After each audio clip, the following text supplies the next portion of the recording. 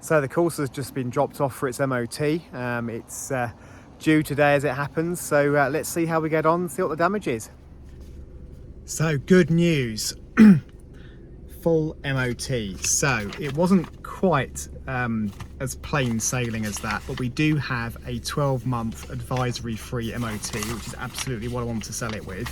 There are a couple of small items, so it did actually fail its first pass of the MOT, or first MOT I should say, but nothing major. One was a broken front coil spring, so that was about £15 for a new spring, so again not the end of the world. And the other thing was a blown bulb on one of the rear number plate lights, so again a few pence. So they were the only two items it failed on, and there were no advisories, so really good news, really happy with that. The other thing I got the garage to do is just a few other bits and pieces to check it over. He did say to me there wasn't that much oil in it, so he's topped the oil up. I got him to look at the issue I was having with the lack of power, and he reckoned that might be something to do with the oil. So I've just taken it for a run on the way back from the MOT station, and it seems to be running really well. So this car is now ready to go up for sale. So that's what we're going to do. So great news, we've got our MOT. It certainly means that we can sell the car now. 12 months advisory free MOT on a car that's 11 years old, I think is really, really good news. But as I've said all throughout this video, the costs have really mounted up. So what I'm going to do now is probably the bit that you've mostly been waiting for, is I'm going to go through the full costs of this car, and I'll explain literally pound by pound what I've spent on the car, what the total is that it owes me, and hopefully what I'm going to sell it for. So let me show you some of the costs and we'll talk through that. Right, so I bought this car from an online salvage website called salvagemarket.co.uk, and I bought it as a non-runner. So it was a non-runner, as you can see here, clutch issue, age-related scratches and dents, and that was pretty much all the information I had on the car. So when I bought the car, I just worked on the basis that it would need perhaps a new clutch and a little bit of bodywork, which I could see in the pictures. But obviously it's turned out to be a little bit more than that. So I think the first piece of advice I would give is that if you can go and view a car, obviously you should, and that is probably the first rule here that I've broken, but there we go. But anyway, what did it cost me? Because that's the bit that you're all probably interested in. So the actual car, I bid £490 for this car. So that was my auction bid, which was very, very reasonable for a car like this. These are selling for a lot more than that. So you could, of course, have got lucky. You could have just bid this with the fees, and it could have been a very simple fix, and you could have turned a very nice profit on a very low value car. But in reality, that's probably not going to happen through one of these sort of auctions. What really gets you, however, are all the fees with the auctions. So on a £490 bid, I've then got auction fees of £179. I've then got VAT at 20% on those auction fees. Then I have admin fees. And then, of course, I've got VAT on the admin fees. So the actual cost for this car, as you can see, is £746.80. So that's the car.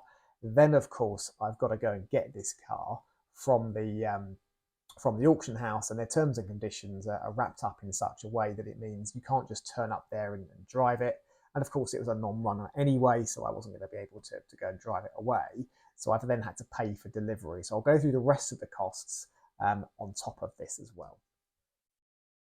Right, so the £746 we can see in here, that's what the car's cost me. I've then had to pay £120, which is the figure you've got here, to get the car delivered. So my costs to have that car delivered to either my house or, as I did, the garage, were £866.80. So you can see already it's knocking on the door of double what I actually bid on the car just to get the ar to a location that I wanted to. My repair costs, and I'll go through these line by line, have been £1,820.80. When I sell the car, I'm going to have to put a warranty on it, which is probably going to be £180, but I know it's going to be £180, and I'll talk about that in a moment. There will be some advertising costs. I'll try the free route via Facebook Marketplace, but I'm not particularly confident that's going to yield anything. So my total costs are going to be what we have here, £2,867.60. So with a bit of advertising, it may even rise a bit more. So quite a lot, to be perfectly honest, certainly more than I envisaged, but we'll get to that later. But what can I sell this car for?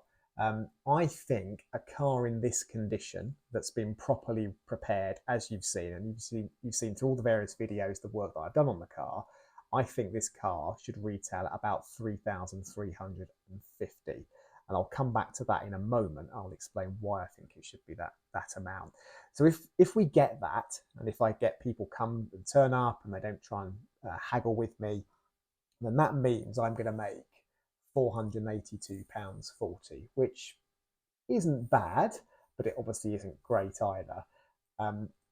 Again, that £482 isn't necessarily all going to be profit. Plus, I'm going to have to pay tax on it, so it's not quite as quite as glorious as it might look. So where's all that money gone? Well, what we've got, of course, is, I'll just move the camera a little bit.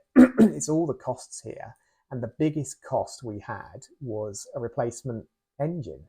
So the clutch issue turned out not to be a clutch issue. There was actually nothing wrong with the clutch, but the engine wasn't working. It wasn't turning over. It was seized. There was some sort of problem. Now, these Corsas, or this particular type of Corsa, the 1.2 engine, is really well renowned for having a terrible engine that throws off timing belts. So the engine replacement, of course, has made up most of the cost here. So we've got £1,195. Which includes a replacement engine. And what the garage actually did was they changed the engine, the gearbox and clutch all as one unit. So the whole unit comes out and they put the new one in. Now, as part of that, what they have told me they also did is they put a brand new timing chain on it. They did an oil and filter service, and they've made sure it's all running correctly. And again, we'll see. I'm not convinced necessarily they've done all the work they've said. I don't know. It's just a feeling. But then the other bits and pieces. Now, again, perhaps I didn't need to do all of these things, but we've got a set of mats for it. This isn't in no particular order, by the way. So a new set of mats, because the other ones were riddled with holes and just filthy, £12.99. I had the rear bumper resprayed because, again, it was scuffed on both the corners. There was a load of damage around the boot, because I just felt that was the right thing to do. It really has freshened up the car. That was £200. I got a seat repair. I can't spell seat repair, but there we are. A seat repair kit for £11.45. I haven't actually used that, but I will do that. New spark plugs. I've counted mats twice, so it's actually a bit of a saving there. A new air filter, some clear lacquer, which I put on the headlights. I buffed the headlights just to get them shining. I put some lacquer on those. I didn't actually do that on camera. I've then had some coils, some number plates, then a new coil pack, replacement headlight, a map sensor, new wheel nuts, because the existing wheel nuts, when it went in for its MOT, the garage had to replace one of the coil springs, and the car's got alloy wheels, it had locking wheel nuts, and there was no key. So I had to take that to a garage where they knocked the wheel nuts off, and that cost me £48. And then I've had the MOT and the check, which the garage has done, which has cost me £180. So you can see where that money has gone. So £1,807. 81 pence. So not brilliant, but of course I have put a new engine in it, which is where most of that cost has come from. If you were able to get away with just, say, an engine repair, perhaps a timing chain, you'd be looking at half that amount. And actually with half that amount, assuming I can sell it at the price that I've got here, then actually that's not so bad. You can still make decent money on what is effectively a cheap, low value car. But let me go back to this 3,350 that I've got just here. Let me tell you why I think it's worth that. I'll just show you what's on Auto Trader. So this is the advert that I'm going to place on Auto Trader for this car. And of course, Auto Trader does automatically value the car based on its mileage, based on its age and the specification. What it doesn't necessarily allow for is the condition and the work that's gone into that car. But based on what I have entered into Auto Trader, now this is a retail sale. So what I'm also doing is selling this as a car dealer. And that brings with it a couple of advantages, but also quite a few disadvantages. Now, the first advantage, of course, is I can sell it for more money. If I was selling this as a private sale, I'd be probably getting 2,200, 2,500, something like that. But the good thing is, of course, I sell it as a private individual. It's out the door. There's no warranty and there's no recourse if there's a problem with the car. So that's the advantage of selling it in that way. But given what this channel is all about, which is about bringing a hobby or a passion to life to see if I can actually buy a car, do it up and sell it for a profit, I'm choosing to sell it as a dealer. That may well bite me, but we'll have to see. So anyway, putting all that detail into Auto Trader, what does it say? Well, it says the car, its retail value is £3,430. So I'm advertising that car for £3,350. So it's actually a little bit under that. But the big thing, of course, with this car is the amount of work and preparation it's had done. If you go on to Auto Trader, and we're going to have a look in a second, there are cars which are, generally speaking, the same age, generally speaking, the same sort of mileage, but there's no work that's been done on them. They're probably still running around with the same engine, perhaps a knackered timing chain, whatever else it might be, damaged bodywork. This is a well-sorted car. So we know that it, first of all, looks really nice. The photos have come out really nicely indeed on here. And it will be very presentable. It's the kind of car that you could drive around in, and it will be presentable and look decent. And not just that, it then also has the benefit of the new engine, full service, and it should really be lasting someone for a very long time. And on top of that, I've got the 12-month advisory-free MOT. So whilst an MOT isn't necessarily concrete proof that a car is good, you know that it has been inspected, it is safe, its brakes, its suspension, its steering, all of those things are working correctly. So that's about as good as you're going to get, really, with a car of this sort of age. But let's look at some of the others and see what sort of price they're going for. Okay, so as you can see on Auto Trader, we've got a real mix here. So we've got a 62 plate car, very similar to mine. It is a 5-door. It does have aircon. I don't have 5 doors. I don't have aircon, but I'm not sure how important aircon really is on a car of this age, because ultimately, how reliable is it going to be? Is it going to work? But either way, that does have aircon. But listen, that's 6,700, but it has a very low mileage. I think it's very optimistic. Anybody expecting they're going to get £6,700 for a 62 plate Corsa, but hey. But when we start to get into things which are more interesting, are like the one we have here. So this is a 1,800. It's a 60 plate, so it's a year older, perhaps 18 months older, 85,000 miles, and that's 1,800. So these are low. These are cheap cars here, but a lot of these have been modified. So how much that matters, again, I don't know. You tell me. But we go down, we've got others here. So where we start getting into something that's comparable to mine is this one. So we've got 1.2, same engine, limited edition, which mine is, same age, pretty much same owners, same mileage, and that's 3,500. These are also quite close to me, so I'm not going to start putting in a national search on a car, because people aren't going to travel the length and breadth of the country to buy a 3,000 or £3,500 car. This is something really special. So I think it's fairly comparatively priced. There's one here that's a bit more, 4,200. It's only done 49,000 miles, but again, a 62 plate. So I think the 3,350 we've got is reasonable, and hopefully we're going to get it. I'm not minded to negotiate much or at all on that price, and I'm making it very clear in my advert the amount of work it's had done. And I think anybody coming to look at the car will actually really like it and really see the quality of the prep that's gone into it, and see all the work it's had spent on it. So let's see. So what does that mean for me? Well, if we go back to this spreadsheet, so there's my 3,350. So the warranty on this is quite a big thing. So I have been reading up on this, and as you're selling the car as a dealer, that means that there are certain rights that a consumer has under the Consumer Rights Act, meaning that if I sell that car with a fault that's existing in that car, the person buying the car can actually bring it back to me within 6 months, and I am liable for fixing that fault. So that is one of the big risks I have here, is selling this car as a dealer. There could be some inherent problem with that engine or gearbox or something else that the person buying it could say to me, well, look, I'm not happy.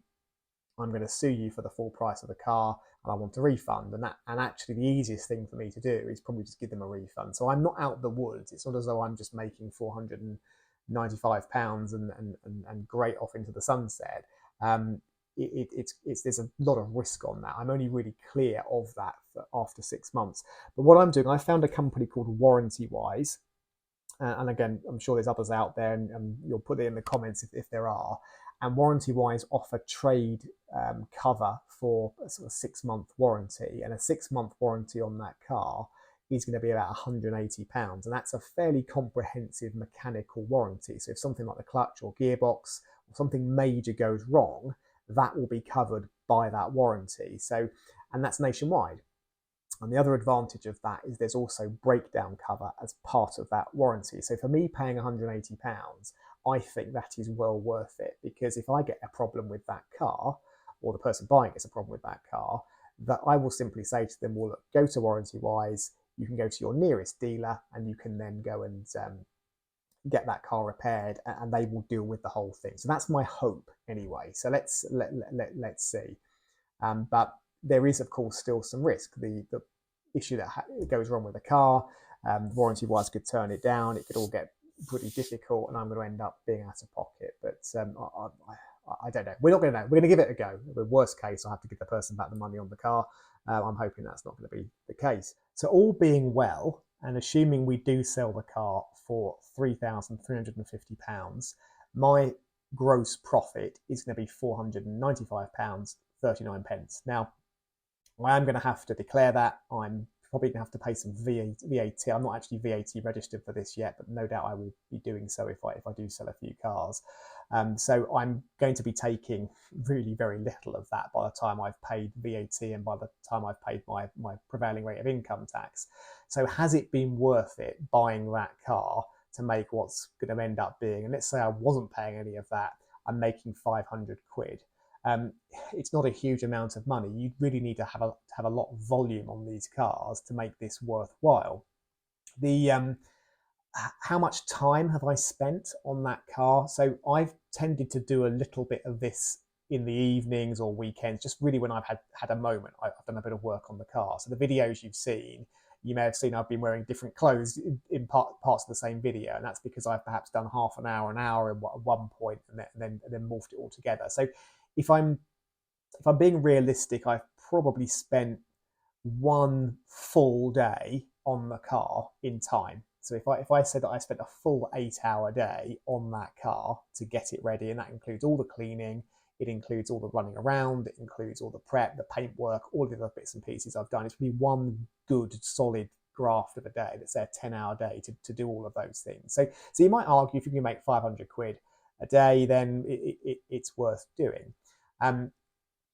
This was never, of course, about making lots of money. I knew I wasn't going to make any money, and of course I haven't yet sold the car, so that 500 quid potentially I'm talking about may well end up not being that, because I might not sell the car, or I might sell the car and then they come back with a problem and I've got to pay money and eat into that £500 profit. So I think selling cars of this value as a trader is going to be quite challenging, because you are most likely to get problems with low value cars which have been neglected. And as you've seen throughout the various service items I've been doing on the car, things like the air filter, things like the spark plugs, these items clearly hadn't been changed for a long time. So the car has been neglected. Now, you might argue it's only done low mileage, it's poodled around town, yeah, but it's still been neglected. So because of that, I've got a much higher risk of problems with the car and hassle with the car, and hassle always has a price.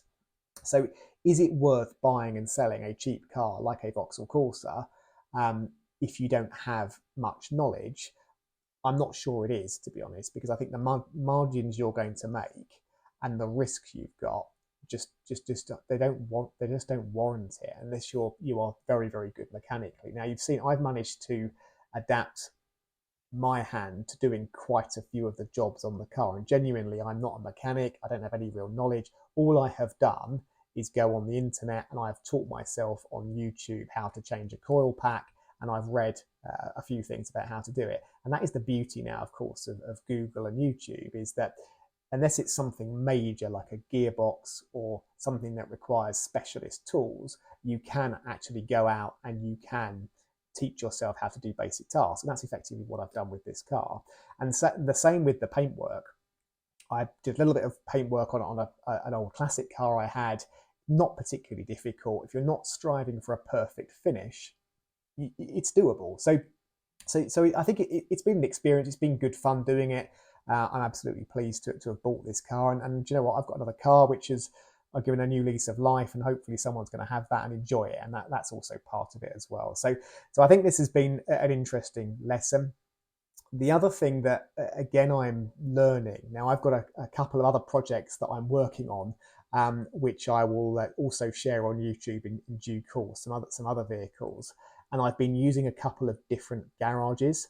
And what I've really noticed is how different some of the garages are in terms of just the way they are, how ethical they are.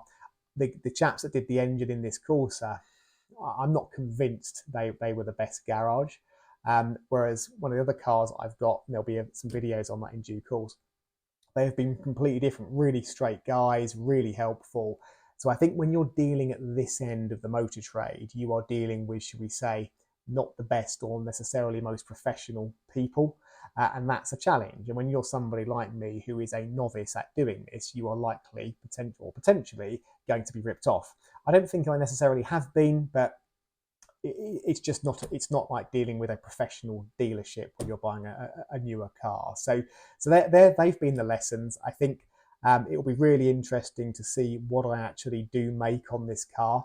And what I will do, I'm not going to do another video on it because there's been enough videos on this already. My original plan was to do 3 videos on this car, and it's ended up, of course, being a lot more than that. But what I will do is a short, and I will tell you how much I sell the car for, and I'll do a quick video if I can of the person buying it, if they're willing to do that, or it driving away, so you can actually see what the end result is. So overall, even if I have to sell this car as a break-even, worst case, £2,900, I'd have thought I will get that for it, given the work it's had done to it. But again, we just don't know. We're in a very strange time in the world at the moment. The economy's in a mess. People are very reluctant to spend money. That said, cars like this, low value cars, there's always going to be a demand. And I think this will be a fantastic car for somebody, probably a first time driver or someone as a second car. I think it's going to be a fantastic car for one of those people. So I think it's been a great video. You'll tell me whether or not you think it's been a great video. I think it's been a great experience in doing this. I'm certainly going to do some more. Has it put me off? Absolutely not. I think I'm just going to try with some different types of cars, and I think something a little bit newer is likely to give me some slightly better returns. But let's see how we get on. But listen, I will really look forward to all of your comments. I know there's a lot of people out there who are doing this and doing it in a way it's much more efficient than I am, and they're going to have all sorts of comments. I'd love to see the comments. And if you've got any tips or tricks, please share them. But otherwise, I hope you've enjoyed the videos and this first series and my first ever car flip. I certainly don't think it's been a disaster. I think it's been a good learning curve. As I said, I'm looking forward to your comments. But in the meantime, please do subscribe, do like, do share. I am planning to do more of these series. I'm planning to get better at my video editing skills. Again, first time I've ever done any of these things as well. So I will try and bring as much content as I can for all of you guys, in and around other things I obviously have to do as my more regular commitments. I'm not going to earn a living from doing this, that's for sure. But in the meantime, thanks for watching, and I'll see you again soon.